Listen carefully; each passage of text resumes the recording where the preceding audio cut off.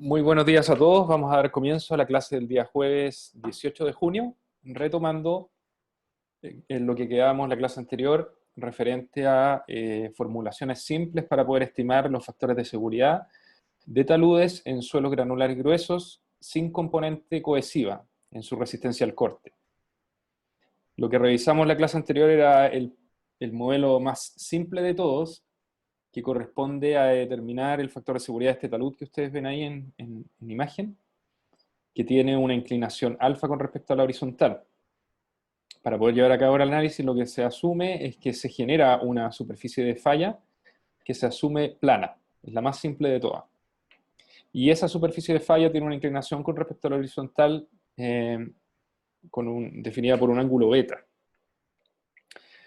Cuando uno es capaz de aislar esa cuña de falla que se forma producto de esta superficie, va a encontrar que la única fuerza que está involucrada acá es el peso de esa cuña. Entonces, si uno es capaz de descomponer ese peso en una componente solidaria a la superficie de deslizamiento, es decir, paralela, que es el omega seno de beta, y una perpendicular, que es omega coseno de beta, va a poder definir tanto la fuerza solicitante del sistema, que va en la misma dirección que el movimiento en el caso de que ocurriera una falla en torno a esa superficie, y una fuerza resistente que es proporcional a la componente normal, ¿cierto? Si esa componente normal, que es omega coseno beta, se multiplica por el tangente del ángulo de fricción interna, que esa es la componente de resistencia al corte en esa superficie, lo que se encuentra finalmente es que el factor de seguridad es tangente de phi partido por tangente de beta. Entonces el factor de seguridad en ese caso depende de este ángulo beta, y lo que dijimos era que como tangente de beta es una función creciente entre 0 y alfa, alcanzaba un máximo cuando beta era igual a alfa. Entonces el máximo de tangente de beta es equivalente al mínimo del factor de seguridad, ¿cierto? Porque es inversamente proporcional. La conclusión entonces es que el factor de seguridad más crítico, que es lo que está encerrado al final de esta lámina en un cuadrito, es que se define como tangente de phi dividido por tangente de alfa. Entonces quiere decir que para cualquier inclinación de ángulo que yo tenga, si este talud está compuesto por materiales granulares que no tienen cohesión, son solamente granos, digamos, imagínenselo como una arena, si yo conozco el ángulo de fricción interna de ese material, entonces puedo calcular qué tan estable es a partir de este factor de seguridad. La implicancia de esto son las siguientes. Una conclusión de este análisis que es interesante es que el beta más crítico, donde se obtiene el mínimo factor de seguridad, es beta igual a alfa. En otras palabras, si yo vuelvo al dibujo de la formulación, lo que me dice eso es que en realidad la superficie de falla que se forma es casi nula, ¿ya? O sea, es decir, cualquier deslizamiento que se genere en este tipo de material se genera en la superficie del talud, si es que llegara a generarse. Y esto es más o menos consistente con lo que uno observa en la práctica. Y para eso voy a referirme a una de las láminas que mostré cuando estaba introduciendo este tema.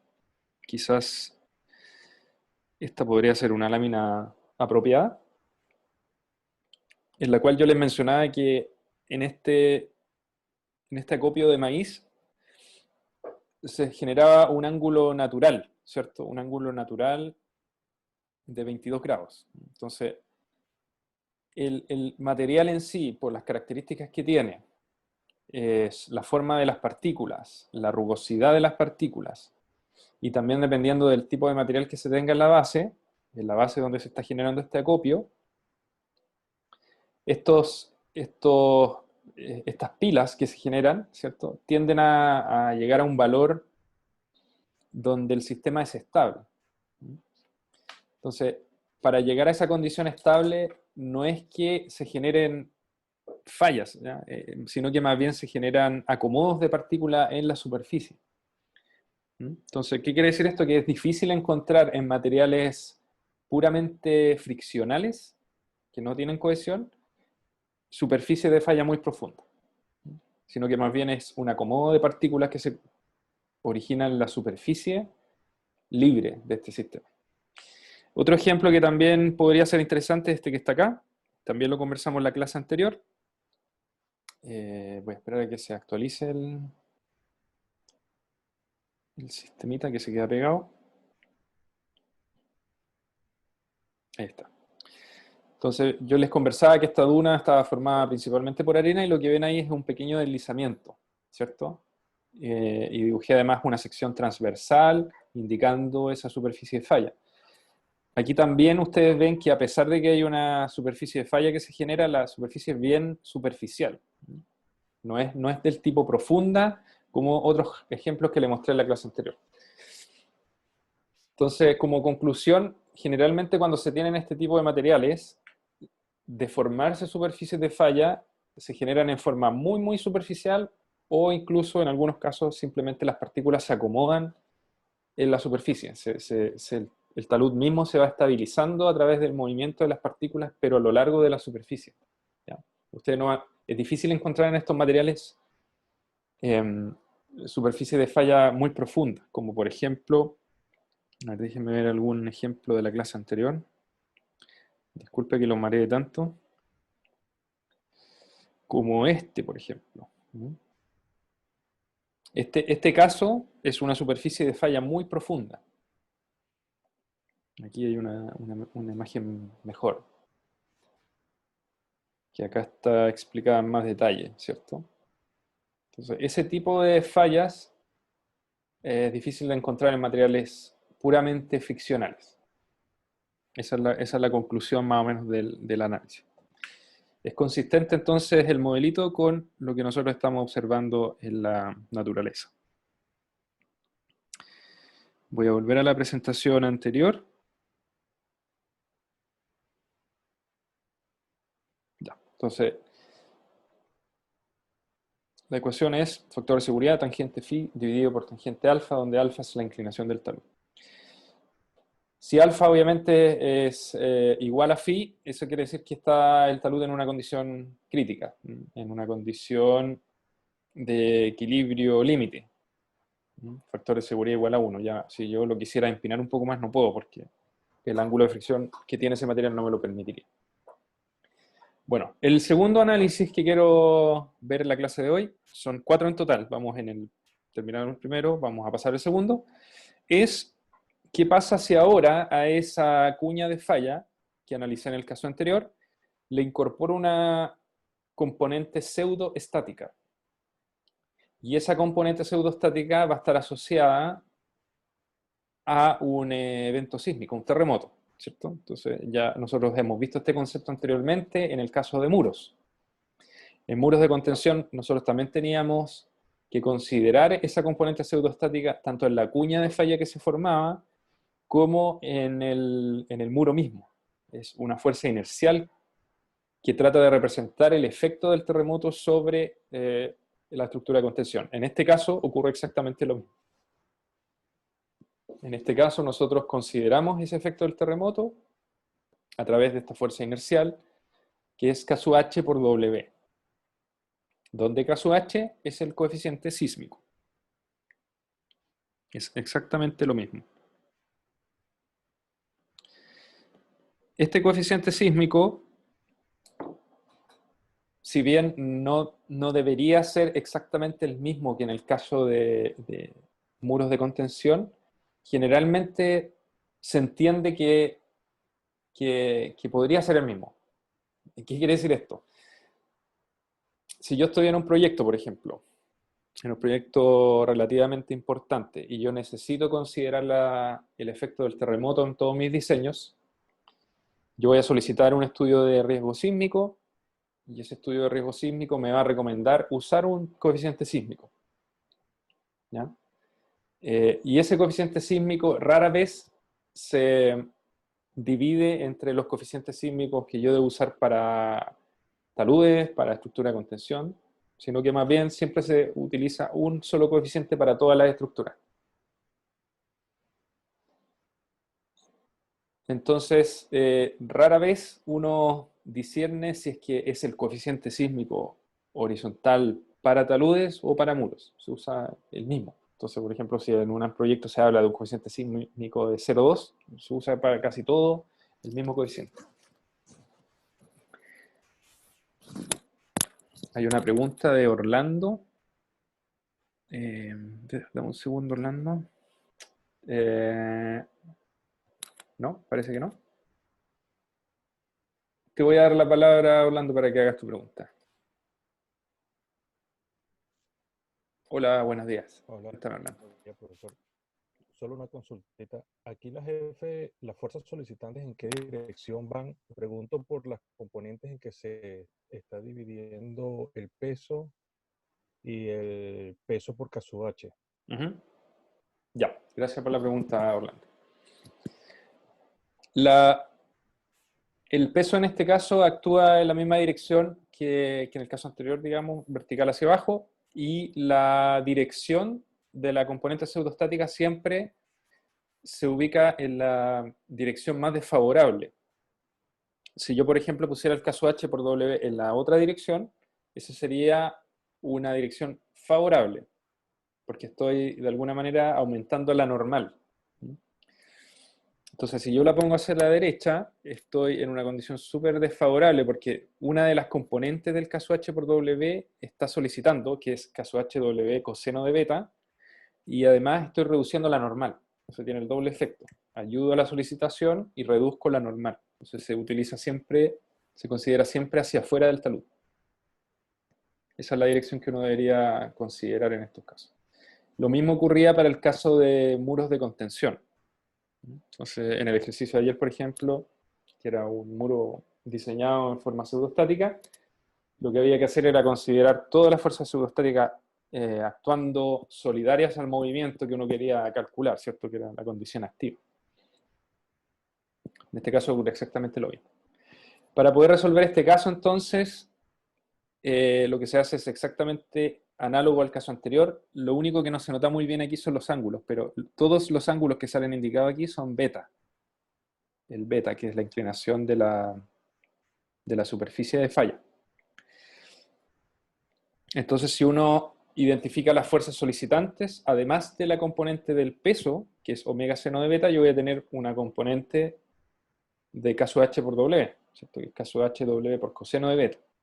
Y como les mencionaba, en la fuerza resistente, ahora en la normal yo voy a tener una reducción producto de la componente vertical de caso H por W. Si yo nuevamente defino el factor de seguridad como la fuerza resistente partido por la fuerza solicitante, esta expresión va a ser independiente del peso de la cuña. Si hago un poquito de arreglo un poco la expresión, voy a actualizar la lámina que se queda pegada. Voy a llegar finalmente a que el factor de seguridad es 1 menos caso h tangente de beta, partido por tangente de beta más caso h, por tangente de phi. Y el análisis que hay que hacer acá para poder determinar cuál es el beta más crítico es exactamente igual al caso anterior. La conclusión va a ser que el beta más crítico es alfa. Por lo tanto, el factor de seguridad del deslizamiento en este caso va a ser reemplazar donde aparece el beta por un alfa. Eso quiere decir que el factor de seguridad para cuando se considera una componente horizontal pseudostática es 1 menos k sub h tangente de alfa dividido por tangente alfa más k sub h por tangente de phi. Una verificación simple que se hace para ver si la solución es razonable es, por ejemplo, indicar qué ocurriría si es que uno considera un coeficiente sísmico horizontal igual a 0. Entonces, en ese caso se recupera la expresión que obtuvimos en el caso anterior, que es que el factor de seguridad para esta condición es tangente phi dividido por tangente alfa. Bueno, esta expresión también es súper útil en la práctica. Cuando tengo taludes y conozco el ángulo de fricción y sé el coeficiente sísmico que espero, yo podría calcular el factor de seguridad. Y obviamente para que sea seguro, en el caso de un sismo que tiene asociado un coeficiente sísmico horizontal de ese tipo, el factor de seguridad tiene que ser mayor que 1. Entonces, típicamente, en los casos de taludes ocurre algo muy similar al caso de estructura de contención. Es decir, uno exige un factor de seguridad estático más alto que un factor de seguridad pseudoestático. En el caso de muros, me parece que la lámina donde aparece ese detalle dice que el factor de seguridad estático debe ser mayor que 1,5 y el factor de seguridad pseudoestático mayor que 1,1. Eso entendiendo nuevamente que la condición sísmica, porque tiene una solicitación adicional, se exige un margen de seguridad un poco menor que en el caso estático. Aquí ocurre exactamente lo mismo. Típicamente lo que se hace es exigir un valor de un factor de seguridad para el talud en condición estática y verificar que el factor de seguridad es mayor que 1 en una condición pseudoestática. ¿Quién define los factores de seguridad límite? Generalmente dependen de la normativa o de los términos de referencia que ustedes utilicen para poder diseñar. Entonces, generalmente les dan, esa información la deberían tener. O el cliente eventualmente les podría decir, mira, nosotros aquí en este tipo de instalación trabajamos con estos factores de seguridad, por favor, verifica que sea así. Entonces eso depende mucho del tipo de infraestructura con el cual ustedes estén trabajando. Otro aspecto que también es importante, que no sé si lo mencioné en el caso de muro, pero si no lo hice, también es aplicable tanto para taludes como muro, es que también los factores de seguridad están asociados a las condiciones temporales de las obras. Esto quiere decir que si yo tengo una obra que va a ser temporal, que por ejemplo va a estar construida por un año, entonces los factores de seguridad en ese caso pueden ser un poco más bajos que si yo estuviera considerando la misma obra, pero que ahora va a durar, qué sé yo, 20 años. Entonces también ahí hay que se hace una distinción con respecto al tiempo que la estructura, para la cual la estructura va a ser diseñada. Las estructuras temporales generalmente tienen factores de seguridad que son más bajos. Ya, no sé si hay más dudas. Si hay más dudas pueden levantar la mano, comentar en el chat. Lo que voy a hacer ahora es pasar a los siguientes otros dos casos que les comentaba. Eran 4, ya llevamos 2. Que también son interesantes de analizar porque uno generalmente se ve enfrentado a este tipo de soluciones en la práctica. No es que sean todos los casos, sino que son más bien los casos como más generales, ¿no? En los cuales uno podría siempre tener alguna duda. ¿Qué es lo que pasa en estas condiciones? Entonces, la siguiente condición corresponde a un talud también, de un material no cohesivo, con resistencia puramente friccional, que en este caso está sumergido completamente. Un ejemplo de esto es casi todos los taludes que se forman en los puertos. En los puertos hay muchas estructuras de contención y taludes, ¿ya?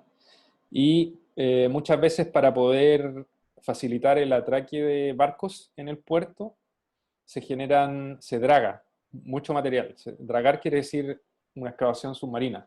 O sea, hay, digamos, maquinaria que se encarga de hacer eso, y muchas veces estos taludes esos taludes, digamos, después de haber dragado.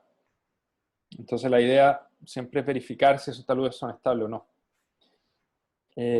Porque a veces podrían comprometer la seguridad de algún otro tipo de infraestructura. Quizá un muelle, quizá el mismo barco, etc. Entonces se hace bastante. El último trabajo donde me tocó ver algo de esto fue en el molo de abrigo de la Armada en Valparaíso. Se estaba verificando que el molo en ese caso está construido con material granular grueso. Imagínense que esto que está acá es fuera la sección transversal del molo. El molo es una especie de brazo que entra al mar, pero está construido con un relleno de material granular. Y en la parte superior tiene unos cajones de hormigón que se rellena, y sobre esos cajones de hormigón se pone un pavimento. Y en ese pavimento circulan todos los vehículos que van hacia los sitios de atraque donde están los barcos, en este caso eran los barcos de la Armada. Entonces, la pregunta, en ese caso, se hizo un análisis de estabilidad sísmico. Y aquí venía la pregunta que yo les voy a explicar ahora, o más bien la respuesta a esa pregunta. Entonces, teniendo en mente todos esos ejemplos, es que es importante analizar este caso, ¿qué pasa si un material puramente friccional está sumergido? El análisis que uno hace es exactamente igual que en el caso seco, digamos, o con humedad, que vimos en el caso anterior. Si yo tengo ese talud, puedo suponer una superficie de falla plana. Y ahora fíjense que el peso que se considera es el peso boyante de la cuña. El peso boyante, ustedes saben que se calcula como a partir del peso específico boyante, o el peso específico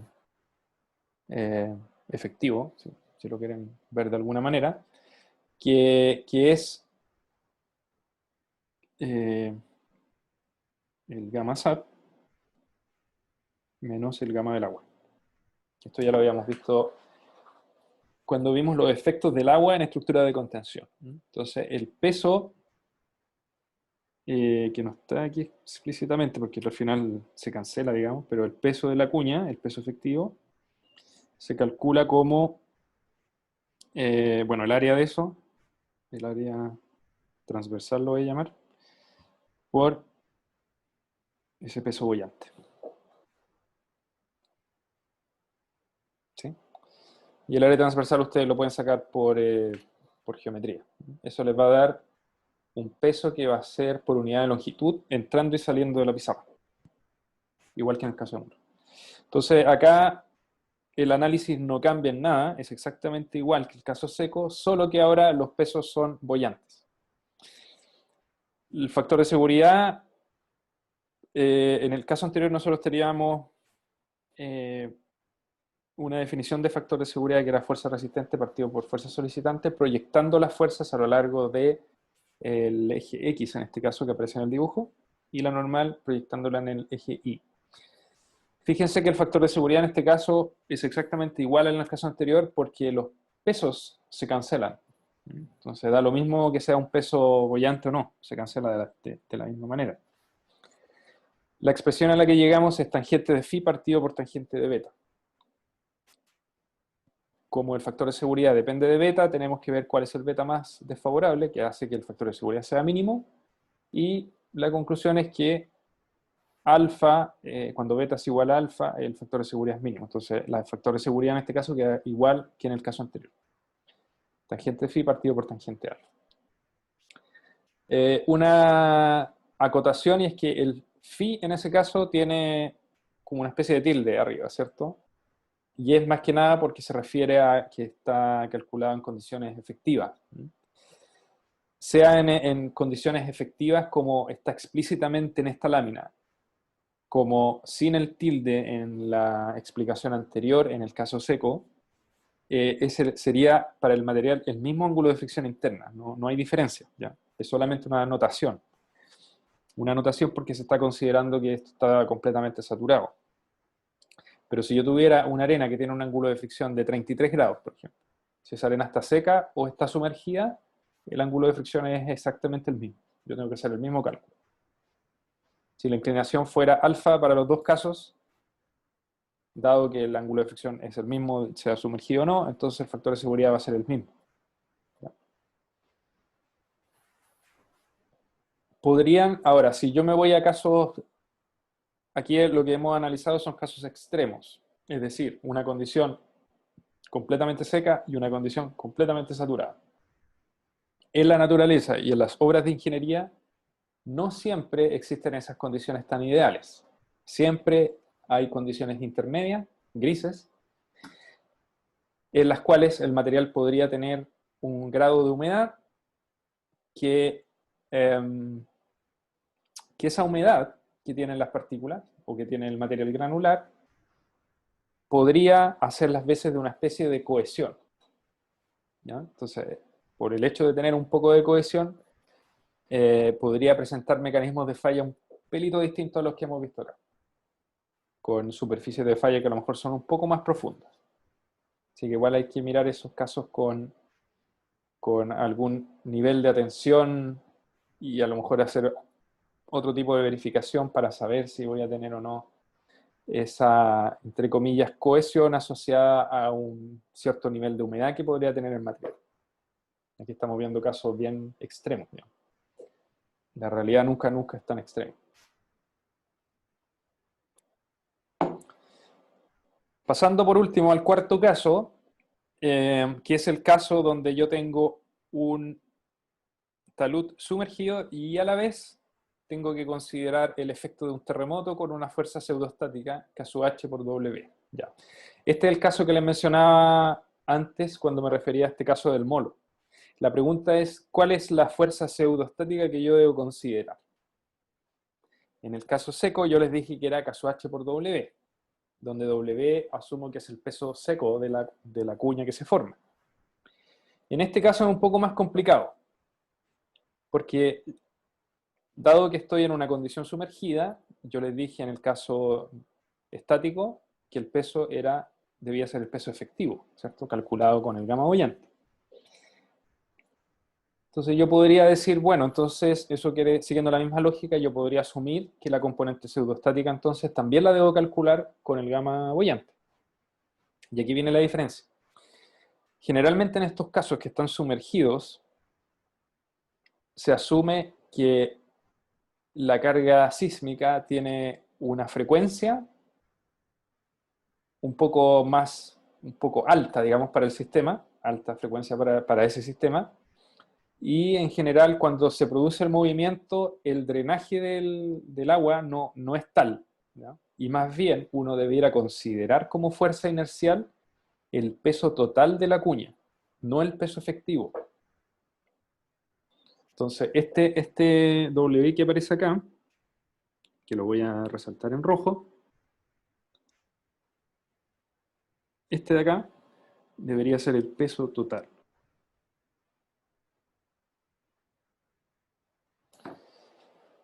Ustedes entenderán que cuando uno considera una fuerza inercial proporcional al peso total, la importancia de esa fuerza es mucho más grande que si yo considerara el peso efectivo.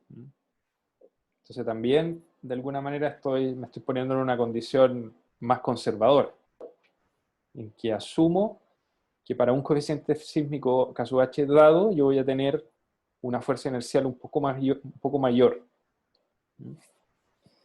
Entonces, por eso la explicación al lado. Carga sísmica actúa rápidamente, el agua no alcanza a escapar, entonces la condición no drenada se debe considerar el caso H por el peso total de esa cuña. Esa es la única consideración que hay que tener en estos casos. Si ustedes se fijan ahora en el análisis es exactamente igual a los anteriores. Yo hago un equilibrio simplemente. Defino el factor de seguridad como fuerza solicitante dividido por fuerza resistente y obtengo una expresión para el factor de seguridad que depende de beta. Nuevamente, el caso más desfavorable es cuando beta es igual a alfa. Aquí me parece que no llegué a despejar, no llegué a reemplazar en la expresión final beta igual a alfa, pero es así, digamos. O sea, ustedes lo pueden reemplazar después. Y fíjense que ahora aparece un elemento adicional, que es que los pesos ya no se cancelan, como en los casos anteriores. Por lo tanto, aparece una razón entre el gamma SAT y el gamma boyante, que están escritos ahí. Sabemos ya que el peso boyante es proporcional al gamma boyante y el peso total es proporcional al gamma SAT. Esa es la única diferencia con respecto a los casos anteriores. Bueno, con esto ya hemos repasado los casos más típicos y son los más útiles, porque en general, ¿para qué se utilizan estas soluciones? Generalmente cuando uno hace análisis más sofisticados, por ejemplo, si ustedes, por ejemplo, tuvieran un talud supercrítico que está sumergido y quieren hacer un modelo de elementos finitos para verificar que este talud es estable, la primera solución que verifican son estas soluciones simples. Y cualquier solución que ustedes obtengan con un modelo más complejo debería ser consistente con estas soluciones simples, ¿ya? Tanto en caso estático como en caso pseudoestático. Siempre son...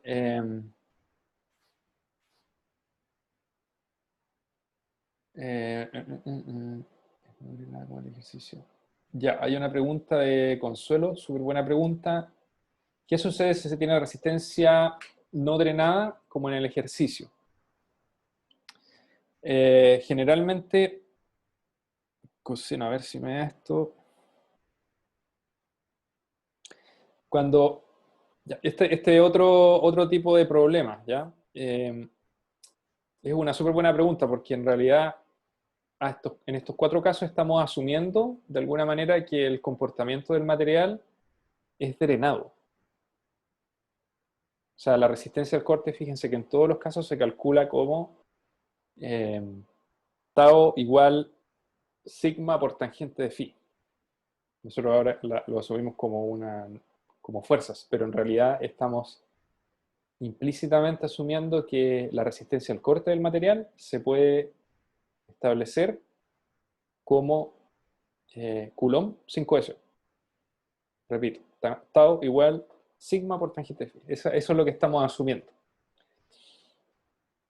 El hecho de que los materiales sean no cohesivos, como les mencioné al principio, estamos asumiendo que son netamente granulares, gruesos, y además, algo que no les dije, que también está implícito en estas soluciones, es que se asume que en todos casos responde en forma drenada. Nunca se asumió que aquí que actúa en forma no drenada, ¿ya? Entonces, estas soluciones de acá no son válidas para un caso no drenado. Son casos materiales no cohesivos, en condición drenada, en el caso estático, en el caso pseudostático, ya sea seco o sumergido. Esas son las consideraciones que tienen que tener. Si quisiéramos ahora considerar casos donde el suelo responde en forma no drenada, tenemos que usar otro tipo de metodología, que las vamos a ver más adelante.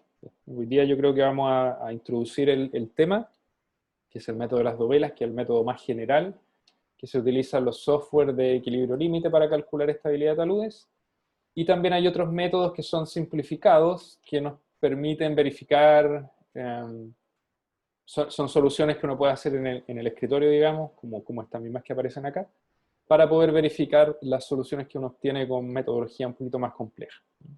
Una de ellas, por ejemplo, el método de Taylor, que lo tenemos ahí en el syllabus contemplado para la próxima semana, el día jueves. Así que esa es la respuesta, Consuelo. En realidad, para esas condiciones no drenadas, yo debo utilizar otro tipo de método. Estos no me van a servir.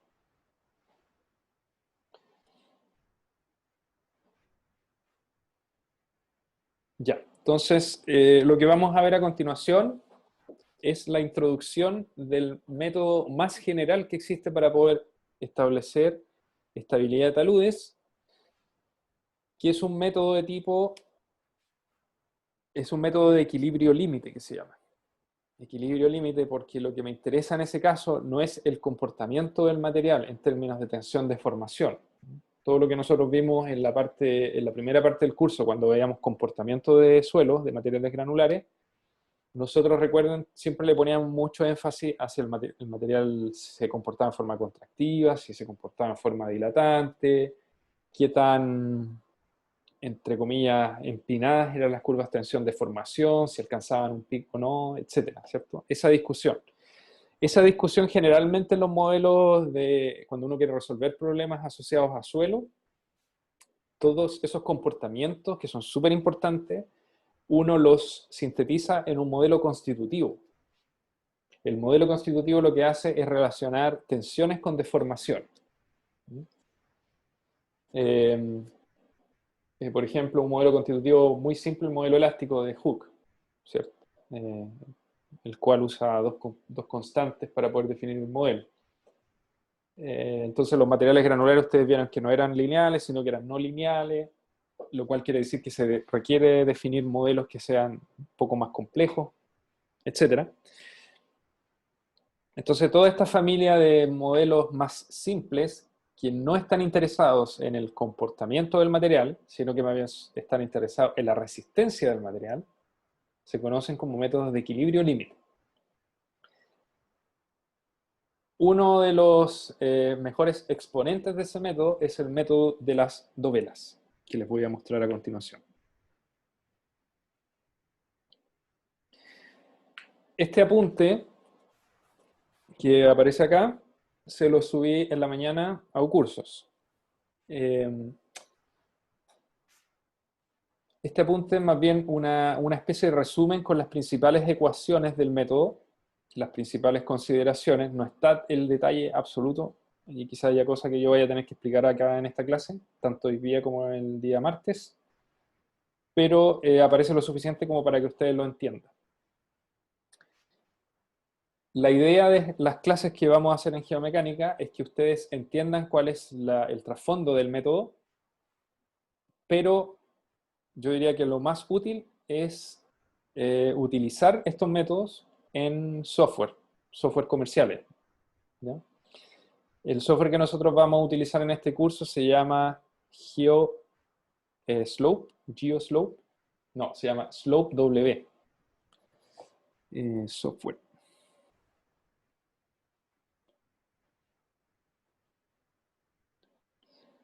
Slope W, que es un módulo de un software que se llama GeoStudio.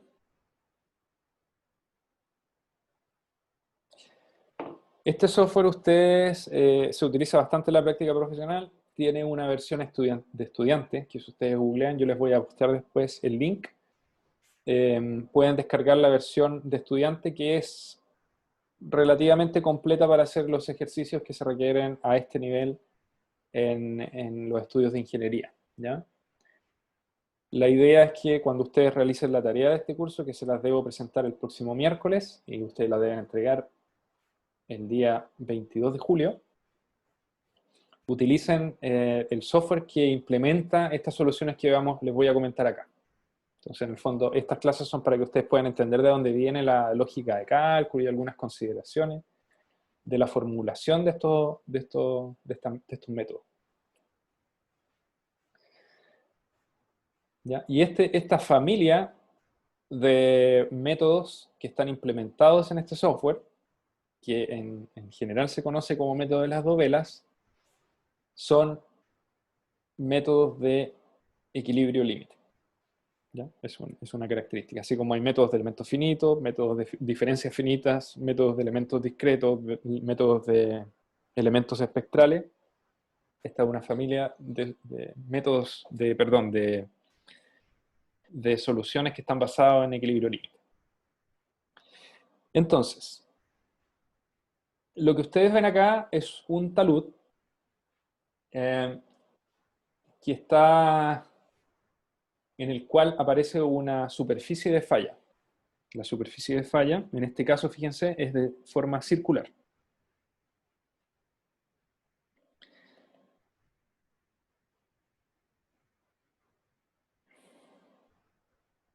Voy a actualizar porque parece que se quedó pegado. Ahí. Esa es la superficie de falla para todo esto, bueno, no para todos estos modelos, pero para los modelos que vamos a ver ahora en forma teórica. Existen otras formulaciones que no utilizan superficies circulares, pero los vamos a ver más adelante para poder entender el método partiendo desde lo más simple a lo más complejo. Vamos a asumir primero que todas las superficies son circulares. ¿Por qué circulares? Porque es una forma súper fácil de parametrizar. Para tener un círculo, lo único que yo necesito es un centro y un radio.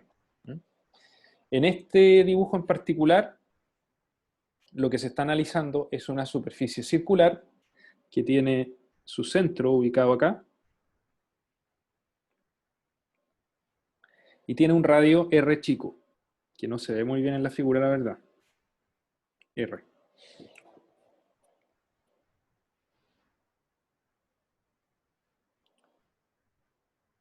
El método de las dovelas consiste, en forma bien simplificada, en definir una superficie de falla circular y dividir esa especie de zona de falla, o cuña de falla, cuña circular, en distintos elementos que se denominan dovelas, ¿no? Entonces, cada una de estas cosas que están acá son dovelas.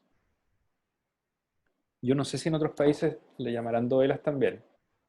Puede ser una traducción muy, muy, muy local, digamos, pero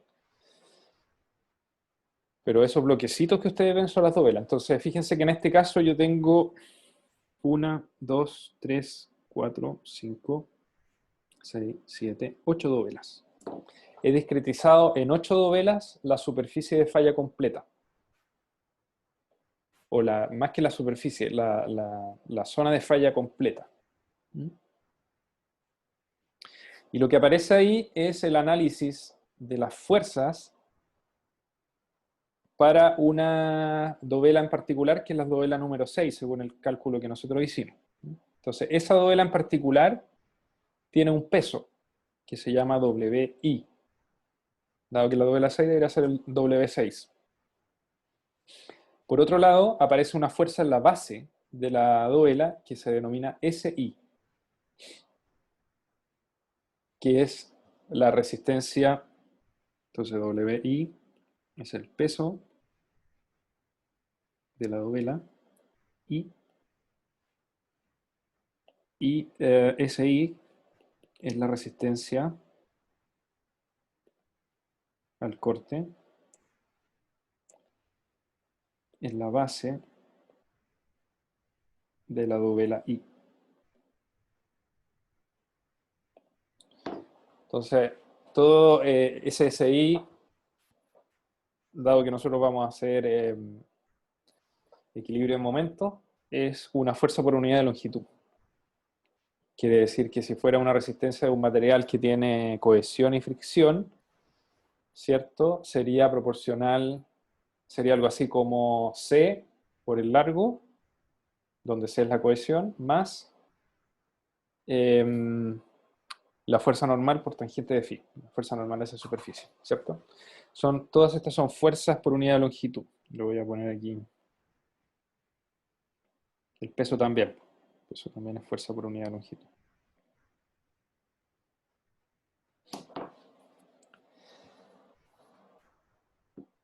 Entonces, el método, esto es lo que estamos haciendo acá, el análisis solamente para una cuña de falla, una cuña de falla circular.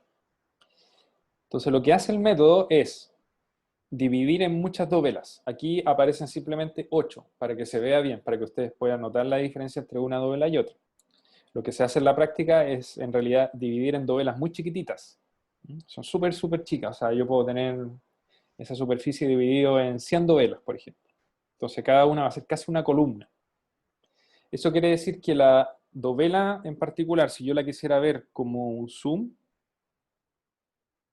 ¿cierto? La vería algo así. Y por simplicidad, se asume que en la base la dovela no es curva, sino que es recta. ¿Ya? ¿Por qué? Porque el ancho de la dovela, que la vamos a denominar B, es muy pequeño. Entonces, esa fuerza, ese I que aparece ahí, va a estar aplicada sobre un largo, delta LI. No se asume como un arco de circunferencia, sino que más bien como una recta. Eso es lo único que hay que tener en consideración. ¿Ya? Entonces, el análisis nuevamente, se toma una superficie circular, se divide en muchas dovelas y se determina para esa superficie circular el factor de seguridad, siguiendo una metodología que yo les voy a explicar a continuación. La pregunta natural es, bueno, entonces, ese factor de seguridad va a ser asociado solo a esa superficie. ¿Cómo yo me puedo asegurar de que no hay otra superficie que tiene un factor de seguridad menor asociado? Entonces, la gracia del método es que permite evaluar en forma bastante rápida muchas superficies circulares en un dominio que uno define como operador, y de todas esas superficies que evalúa, se queda, o digamos, es capaz de calcular para cada una de ellas el factor de seguridad. Entonces, como uno tiene muchas superficies circulares, muchas dovelas, el factor de seguridad del talud en general va a ser asociado al mínimo factor de seguridad que uno calculó de todas las superficies. Entonces, es un proceso, digamos, es un proceso repetitivo, en el cual se definen muchas superficies circulares, muchos centros, y uno hace el cálculo del factor de seguridad para cada uno. El factor de seguridad del talud, entonces, va a ser aquel que tenga el menor valor.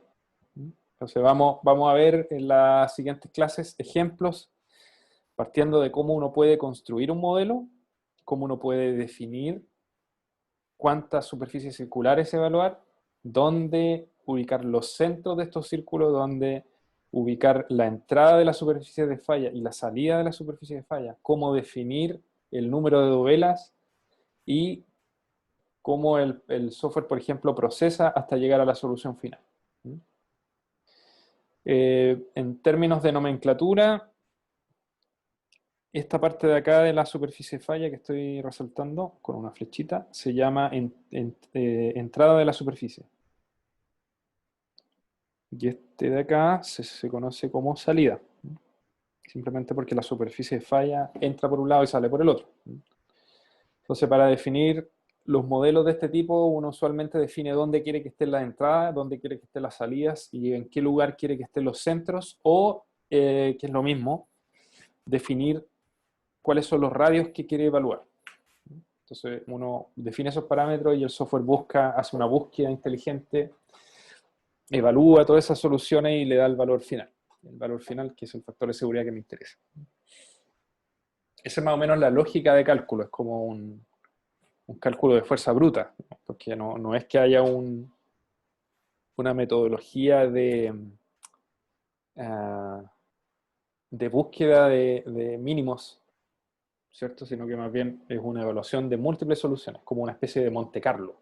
Monte Carlo es un método donde uno hace muchas simulaciones y después evalúa todos los resultados finales de esa simulación Monte Carlo y se queda con los que o ya sean máximos o sean mínimos, dependiendo del problema que uno quiera resolver. Aquí es exactamente lo mismo. Bueno, para avanzar un poco más, entonces, los métodos de Dovela en general tienen una formulación general, una parte que es común para todos ellos y una parte específica que depende del autor que haya resuelto el problema. Muchas veces esos autores lo resuelven en forma conveniente para obtener una solución más compleja o más simplificada. Entonces la parte general es la que aparece acá. Dice así: el factor de seguridad global se define a partir del equilibrio de momentos con una resistencia del suelo reducida por un factor de seguridad Fs. Aquí nosotros sabemos que la resistencia al corte que estamos considerando es SI, S sub I. Entonces, si yo esa resistencia la divido por el factor de seguridad, es lo que aparece en esa ecuación. Entonces, primero tengo un momento solicitante, que todo esto se tiene que hacer a todo esto en torno al centro del círculo. ¿Ya? La cuña, perdón, lo voy a mover esto para acá. Aquí. Entonces la dovela que estoy analizando, dijimos que tenía cierto peso, tenía una resistencia en la base SI. Ese SI está inclinado con respecto a la horizontal en una inclinación alfa. Ese ángulo alfa es distinto para todas las dovelas, por lo tanto se conoce como un alfa I. La dovela al lado tiene otro ángulo de inclinación en la base, pero siempre se asume que son rectas de la base, no son arcos de circunferencia. Entonces, si yo me paro, por ejemplo, en el punto, en el centro del dibujo, y veo cuál es el momento solicitante de esa dovela, lo que me está solicitando esta dovela es el peso. Entonces, si yo considero desde el centro cuál es la distancia hacia ese vector peso, voy a llegar a la conclusión de que es R seno de alfa. Sería este valor de acá, que está súper... La figura no está muy buena, la verdad. Sería este valor de acá. R por seno de alfa i. Aquí hay muchas consideraciones geométricas también que les sugiero que bajen el apunte y lo revisen un poquito más en detalle. Y el momento resistente en este caso, asumiendo que el vector SI es perpendicular al vector que une el centro de la superficie de falla con la base de la dovela, es R por SI, que sería tau I por delta LI, que sería esta expresión de acá. Esto de acá es SI. Para poder hacer aparecer el factor de seguridad dentro de este análisis, lo que se hace es esa resistencia dividirla por el factor de seguridad. ¿Ya? Después, si uno impone que para todas las dovelas I la sumatoria de los momentos solicitantes es igual a la sumatoria de los momentos resistentes, ¿ya? Donde I va desde 1 hasta el número total de dovelas,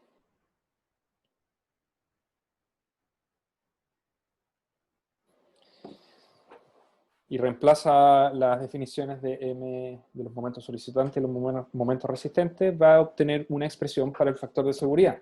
El factor de seguridad va a ser la sumatoria de tau I por delta la I, dividido por la sumatoria de los pesos de cada una de las dovelas por el seno de alfa I. Si uno después reemplaza en tau I la ecuación de la resistencia al corte según Mohr-Coulomb, que es lo que está acá,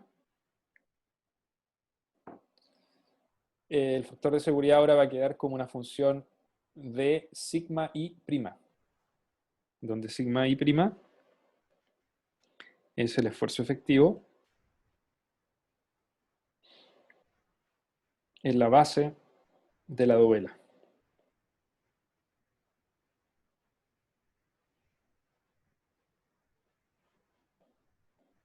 ¿Ya? Entonces, si se fijan en la expresión que uno al final encuentra para el factor de seguridad, uno puede empezar a ver qué cosas conozco y qué cosas desconozco. Recuerden, este factor de seguridad está asociado solo a uno de los círculos. ¿Ya? El software es lo suficientemente rápido para poder calcular un factor de seguridad para todos los círculos que a mí se me ocurran. Este es solamente para un círculo de falla, o una superficie circular de falla. Si analizo qué es lo que tengo como dato, o qué es conocido en esta expresión, entonces voy, por ejemplo, partiendo por el denominador, el peso de la dovela lo tengo. ¿Qué necesito para determinar el peso de la dovela? Necesito la geometría, que sería el ancho, ¿cierto? Necesito el alto. Recuerden que como estas dovelas son tan pequeñitas, al final esto que yo muestro aquí como un trapezoide se transforma casi como en una columna. Entonces yo podría, por ejemplo, estimar el peso simplemente como B por la altura. El ancho B por la altura. Si quiero calcular el peso, tengo que usar el peso específico del material, que ya sea seco, saturado, sea boyante, cualquiera de esos. Ese es un valor que también tengo en general. Entonces el peso no es un valor conocido. Cada dovela va a tener un peso conocido. Después, el ángulo alfa también lo conozco porque yo defino la geometría de la superficie. Entonces debería conocerlo, también es conocido. Después, si nos vamos al numerador, aparece una variable geométrica que es delta LI, que también es geometría, por lo tanto también lo conozco. Phi también lo debería conocer porque conozco los parámetros resistentes de los materiales. O sea, yo debo haber hecho antes ensayos de laboratorio o ensayos de terreno para poder estimar ese ángulo de fricción interna. Entonces también es conocido. La cohesión también, al igual que el ángulo de fricción. Lo único que no conozco a priori es ese esfuerzo efectivo en la base. ¿Ya? No es que no lo conozca, sino que hay muchas formas de definir ese esfuerzo efectivo en la base. Entonces, esa es la incógnita, y para lo cual a diversos autores a lo largo de la historia de estos métodos, de la historia más, digamos, inicial de estos métodos, definieron expresiones y análisis para poder establecer ese esfuerzo efectivo. Entonces lo que vamos a ver a continuación son métodos para poder estimar ese esfuerzo efectivo en la base. El resto de la formulación, como ustedes pueden ver, es bastante general. Los otros parámetros se pueden obtener en forma bastante simple. No hay problema. ¿Ya? Entonces, los métodos que vamos a ver nosotros en este curso son dos, en forma más detallada, digamos, porque igual hay varios más que son un poquito más complejos. Estos son los más simples que hay, implementados en los modelos, en los software de equilibrio límite que resuelven estabilidad talúa. El primero de ellos es el método ordinario de Fellenius, y el segundo el método simplificado de Bischoff. Este es el segundo y este es el primero. Fíjense que no voy a entrar en detalles en esta clase en la formulación, sino que más bien quiero que vean cuál es el resultado de lo que aparece aquí en esta lámina. El resultado de lo que aparece en esta lámina es simplemente una expresión que está destacada aquí en un cuadrito amarillo de cómo poder estimar el esfuerzo efectivo.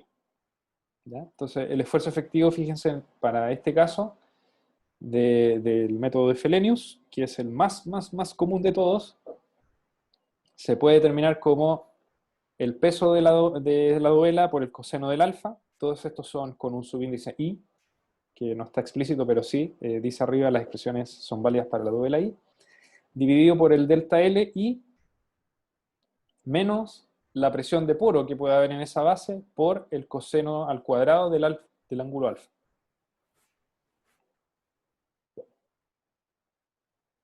Todo evaluado en I. Entonces, esa es la expresión que se obtiene con este método para poder evaluar los esfuerzos efectivos. Si nos vamos al método simplificado de Bishop, que está abajo, aquí no aparece nada subrayado, pero sí aparece una expresión, que la voy a encerrar yo en un cuadrito, que dice que el esfuerzo efectivo de la dovela I se puede definir como la normal en la base dividido por el largo menos la presión de poros. ¿Ya? Y la normal es la que aparece subrayada aquí arriba.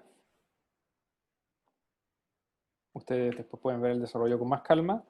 Es una función que es un poquito más fea que en el caso anterior, que si se fijan con detenimiento va a ser una función del factor de seguridad. Esa es la única diferencia entre esta solución de Bishop y la solución de Fellenius. La de Fellenius no depende del factor de seguridad, esta sí. Entonces, cuando uno hace reemplaza esa definición en la formulación del factor de seguridad, obtiene una expresión bastante más grandota que en el caso anterior, que no la vimos, de hecho la debería ver, que está de acá del fondo de la página 3, donde el factor de seguridad es una función de los pesos WI, de los ángulos alfa I, de los delta LI, y además es función del factor de seguridad, es decir, es una ecuación no lineal. En el caso de Fellenius, no está explícito el factor de seguridad, se los podría poner, quizás hacer una actualización de este apunte. Entonces, se obtiene como resultado, en ambos casos, un valor para el esfuerzo efectivo en cada una de las dovelas, el cual nos permite calcular el factor de seguridad para cada uno de los círculos que yo quiera evaluar. Entonces recuerden, este método se basa en analizar múltiples círculos y poder encontrar el mínimo factor de seguridad para todos los círculos que yo pueda construir. Bueno, la clase del próximo martes voy a seguir con esto, les voy a explicar un poquito más en detalle cuáles son los supuestos que hace cada uno de estos autores para poder determinar el esfuerzo efectivo. Y vamos a ver algo de ejemplos cómo calcular. ¿Ya? Quizás sería conveniente para la gente que quiere estar participando en forma sincrónica de la clase que descarguen el software en el link que les voy a dejar, que lo instalen, y a lo mejor yo puedo, sí, podría hacer un ejemplo, digamos, y ustedes me van siguiendo desde sus casas para que puedan practicar un poco y de esa manera puedan, no se les complique tanto generar los modelos para poder evaluar la tarea. ¿Ya? De todas maneras, esto queda todo grabado, así que lo pueden hacer después ustedes en sus casas. La clase de auxiliar del próximo día miércoles se va a discutir de qué se trata la tarea y se va a repasar un poco también el uso de software, así que vamos a tener harta práctica al respecto. Yo recomiendo que participen en esta parte porque son tareas que como ingeniero junior generalmente se les encarga bastante y son tareas que son bastante útiles, ¿ya? Para hacer diseño simplificado, incluso en el futuro hacerlo un poquito más complejo y son bastante requeridos en la práctica profesional, así que es una buena instancia para poder practicar. Así que si me parece que hay una pregunta en el chat. ¿Sirve para Mac el software? Voy a probarlo, Jerko, porque generalmente yo utilizo el computador de la universidad, que es un PC. Tengo acá en la casa un Mac, nunca lo he instalado, lo voy a instalar y les cuento, ¿ya?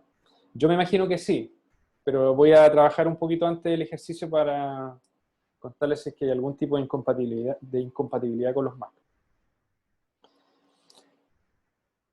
Así que bueno, si no tienen más consultas, dejamos la clase hasta acá. Nos vemos el próximo martes. Que tengan un súper buen fin de semana.